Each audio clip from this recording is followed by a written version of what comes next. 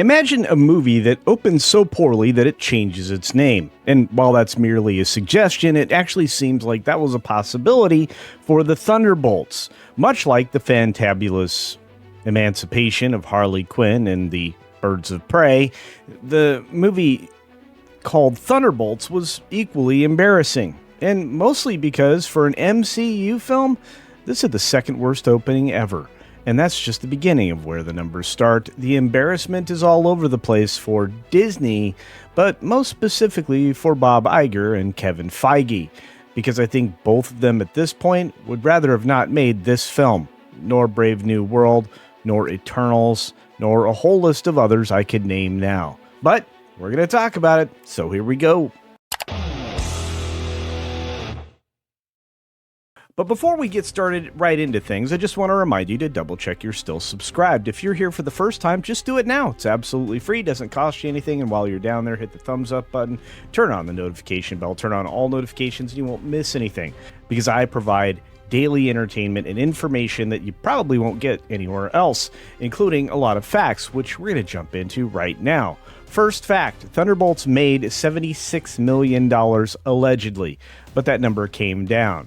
In fact, $162.1 million global was the total for opening weekend of Thunderbolts. Not exactly a great number.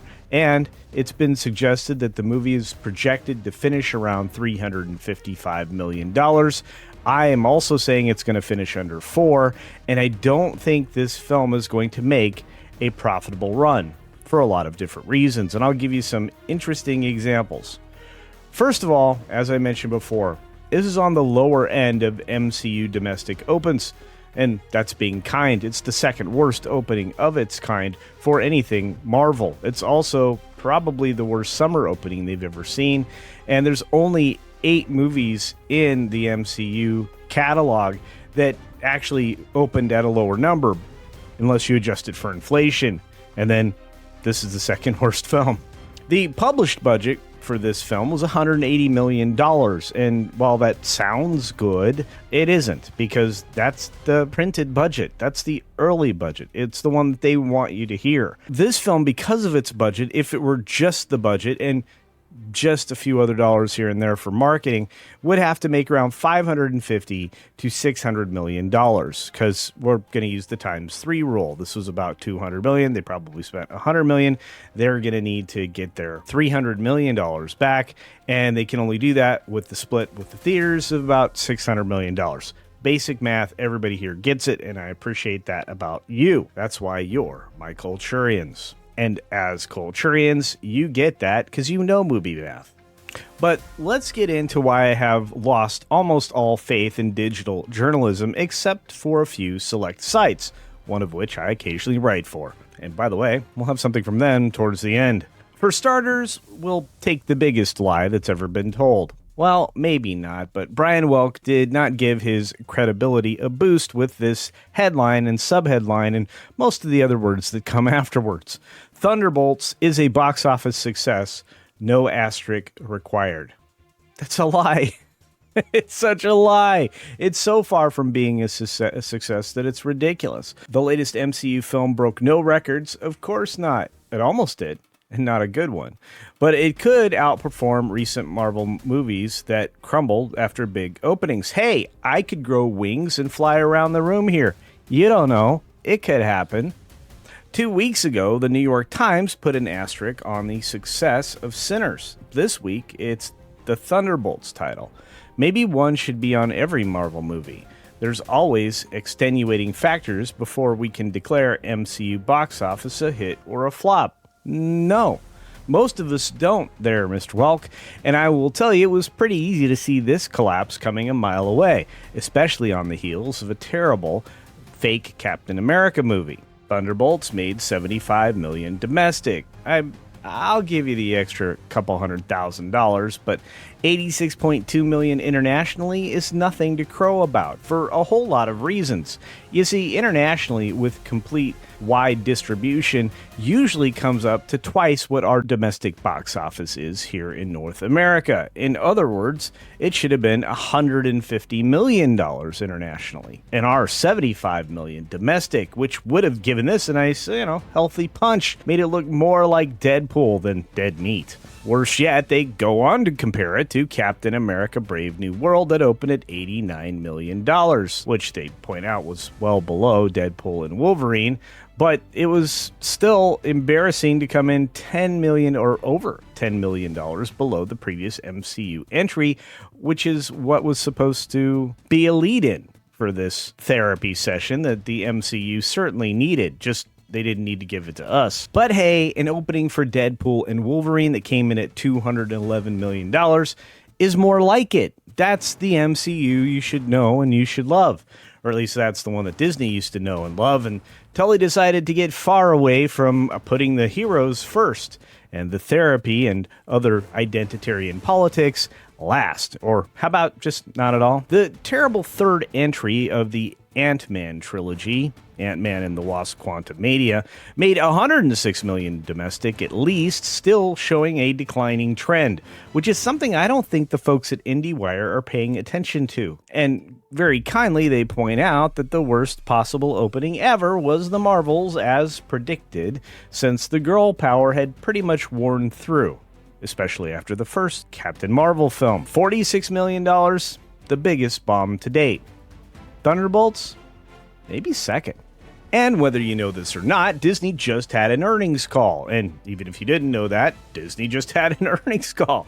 Bob Iger praises the Thunderbolts as Marvel's turning point, despite the record low opening. You know what? I couldn't have worded this any better myself. Marvin nailed it over at That Park Place, and this article goes on to displace any ideas that were put there, specifically Bob Iger. In fact, Bob declared that this is the first and best example of Marvel's renewed focus on quality over quantity. In fact, he actually commented on the sheer volume that they were dumping into their terrible streaming platform, Disney Minus.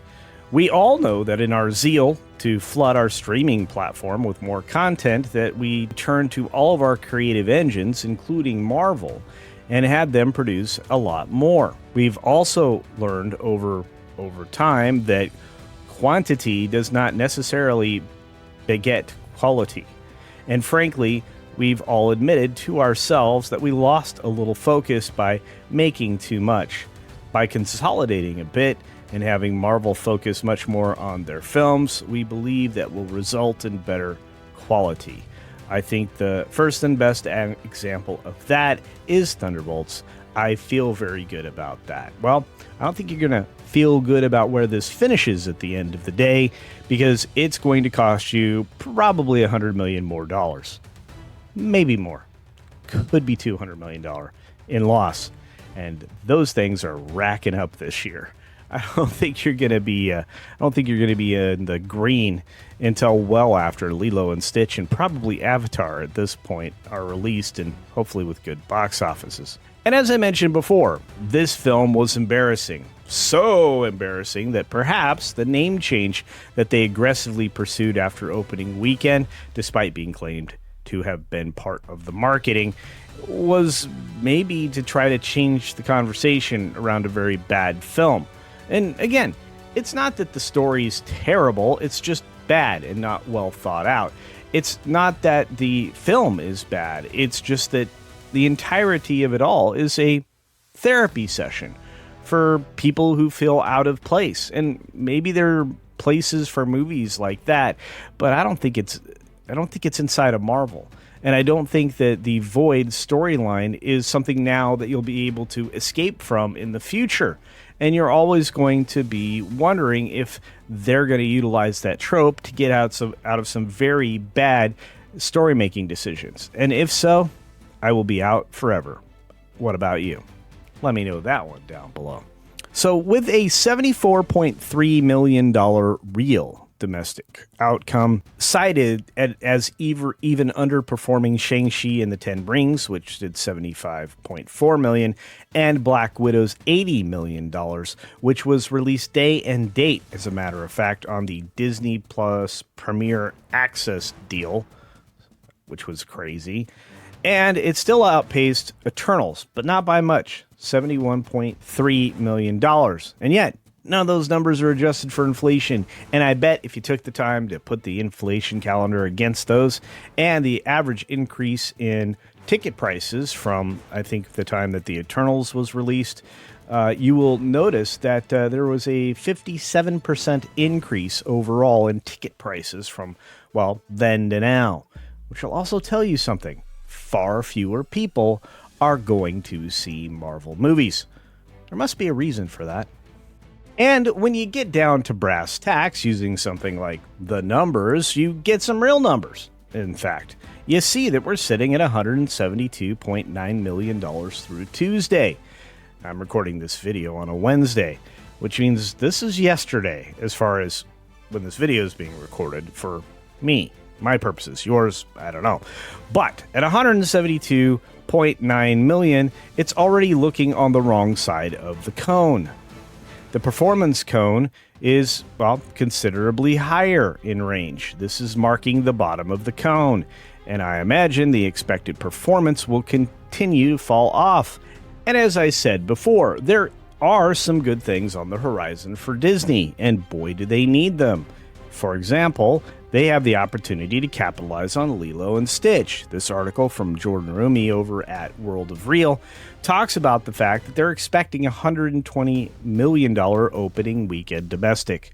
Those are good numbers. They're a little lower than I would even expect, and if this thing overperforms that $120 million number, there's a good reason for it. Word of mouth. And I don't think this film is likely to open with anything under an A cinema score, but I'm expecting A+, and you are probably as well. Regardless, we are stuck with Marvel Slop for at least 3 more films, and at the same time, I think that actively using the word fatigue isn't an overstatement anymore. It might actually be accurate, because I was fatigued in watching Thunderbolts and very fatigued when watching Captain America Brave New Underpants.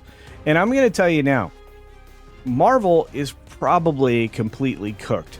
I can't imagine Doomsday bringing it back. I don't think Secret Wars will help. And I don't think anything positive about the Fantastic Four film, which is the next contender up. What I do think is that Disney has succeeded at something that I wouldn't have thought possible. They have literally killed 2 of the 3 most important studios that they were pumping material out of. They've killed Marvel, they've killed Star Wars, and they hadn't quite killed off Pixar. But give them a chance. I imagine that's coming too. Anyway, what do you think? Do you think that everybody was right when they were pointing at Thunderbolts right up front, saying that it was going to be a failure, a flop, and a disaster? Or do you think that oftentimes critics and analysts like myself look too critically at things as far as whether or not it makes money on paper? That seems to be the argument that I'm met with all the time, not the one that's the dollars and cents business of Hollywood that I'm focused on. It's the, yeah, but, I thought it was a good movie argument. Well, but it was a fine movie. It just didn't do well at theaters. Must not have been that fine. Are you sick and tired of that argument? Let me know that down in the comments section below as well. And just a final reminder, I am not here to yuck your yum. If you liked Thunderbolts, I can see why. There is a lot there for a lot of different people, but it just hit completely wrong with me, and seemingly with a bunch of the other audience members, and the people that didn't bother to go see it, because they didn't want to get another lecture from Marvel Slop that basically everybody's tired of. And I don't know how you shed that reputation without making it genuinely clear to your audience that they're not going to have to suffer any of that. And if you take a look at what's happening with the marketing for the Fantastic Four, the next movie up, as I keep mentioning, at least as far as Marvel's concerned, the marketing gives you the Mary Sue Richards story, not the Fantastic Four. and certainly not the one anybody was looking for. Like I said, wrap those comments up down in the comment section below. And as always, be sure to take care of yourself, take care of others. And until next time, see ya!